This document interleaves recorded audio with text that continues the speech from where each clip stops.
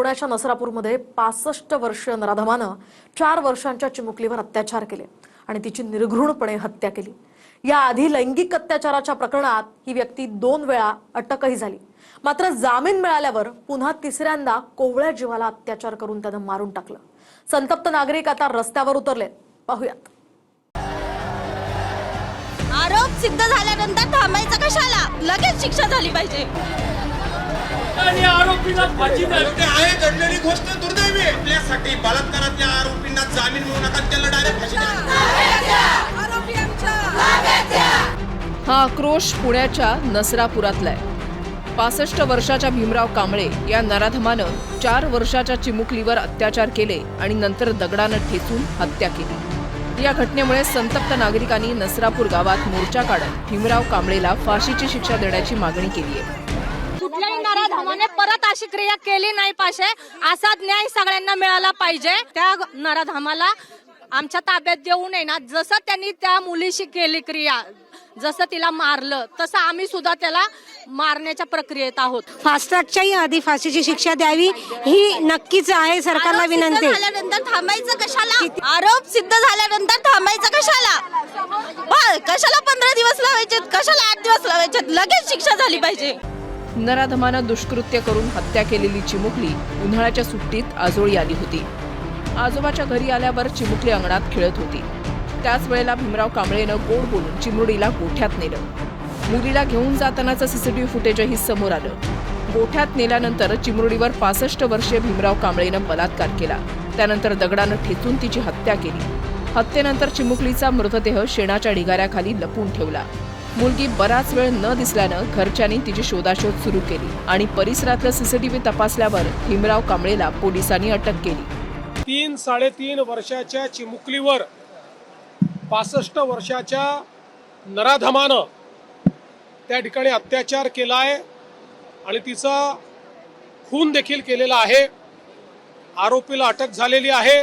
एकूणच या घटनेतनं समाजामध्ये मोठा रोष आहे की फास्ट ट्रॅक कोर्टामध्ये हा संपूर्ण हे प्रकरण आम्ही नेऊ।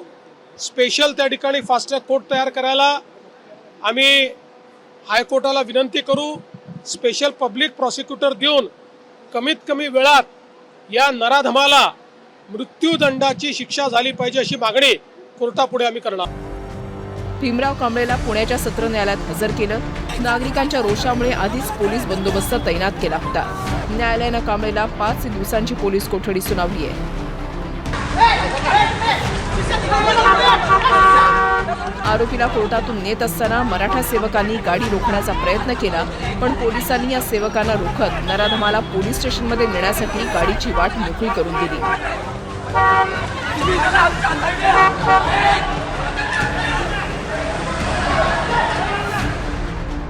उपमुख्यमंत्री सुनेत्रा पवारही पीडित मुलीच्या धायरीमधल्या घरी पोहोचल्या, पण सुनेत्रा पवारांसमोर नागरिकांनी जोरदार घोषणाबाजी केली।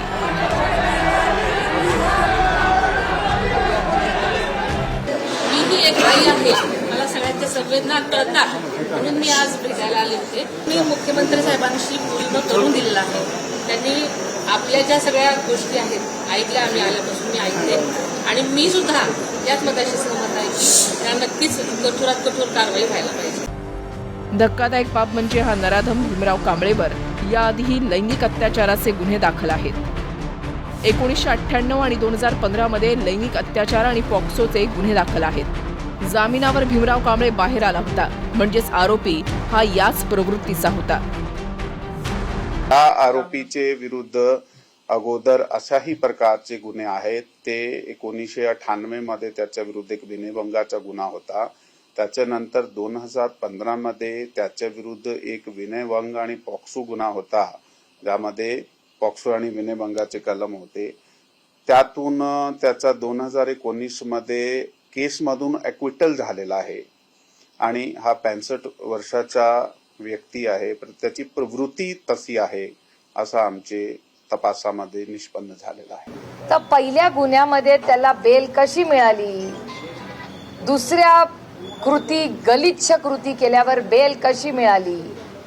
आमची लेक एवढी गोड चिमुरडी, आमची लाडकी, तिची हत्या होईस्तोवर थांबलं होतं का महाराष्ट्राचं सरकार?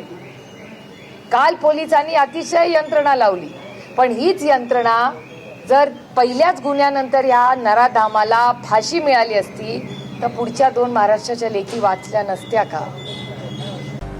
भीमराव कांबळेच्या कृत्यामुळे नागरिकांमध्ये संताप आहे. चिमुकलीच्या धायरीमधल्या घराबाहेर संतप्त नागरिकांनी ठिय्या मांडला आणि नराधमाला ताब्यात देण्याची मागणी केली. वयाचा विचार न करता ही घटना घडली आहे. काहीही आश्वासन दिलेलं नाहीये. गाडी घेऊन मागच्या मागे पळून गेलेले आहेत. 4 वर्षाच्या मुलीवर बलात्कार करतात. तो माणूस दुसऱ्यांदा बलात्कार करून आता आला. प्रशासन त्याला सोडताच कसं मोकाट? 21 दिवसात झाली पाहिजे शिक्षा. 21 दिवसात झाली पाहिजे. देवाभाऊंना हा आक्रोश पोहोचलाच पाहिजे. त्या छोट्या चिमुरड्या मुलीला न्याय मिळालाच पाहिजे. न्याय मिळालाच पाहिजे. कुठलाही दोषी आम्ही जाऊन त्याचा बंदोबस्त असा गुन्हा 10 मिनिटासाठी फक्त पोलिसांनी बाहेर जावं. ह्या गुन्ह्याला अशी शिक्षा द्या की पुढे कोणीही असे गुन्हा करताना 1000 वेळेस विचार करायला पाहिजे. चिमुकलीवर अत्याचार करून तिची निर्घुण हत्या करणाऱ्या आरोपीला मृत्यूदंडापर्यंत पोहोचू आणि फास्ट ट्रॅक कोर्टामध्ये प्रकरण चालवणार असल्याचं मुख्यमंत्री म्हणाले. तर मंत्री आणि सत्ताधारी नेत्यांनीही एन्काउंटरची मागणी केली आहे. हे अत्याचार करणारा कोणत्या जाती धर्माचा असला ना तरी त्याला चौकात असं पोलिसांनी आता एक धाडसाचं काम केलं पाहिजे. मागे एकदा हैदराबादमध्ये अशीच घटना घडली होती तर पोलिसांनी त्यांना एन्काउंटर केलं होतं.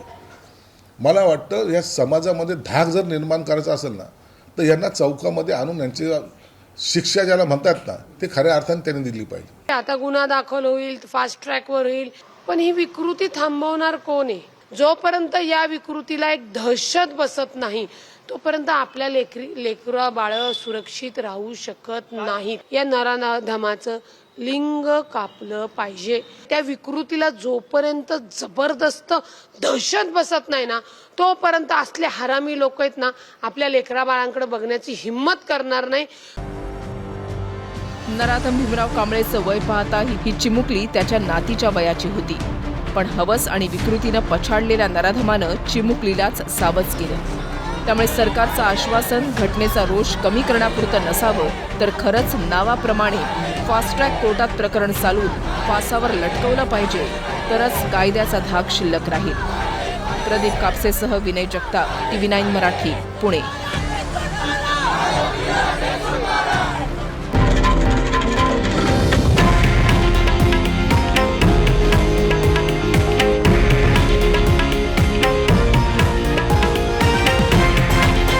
हे आहे देशातील नंबर 1 न्यूज नेटवर्क आणि आपण पाहत आहात TV9 मराठी, एकमेव.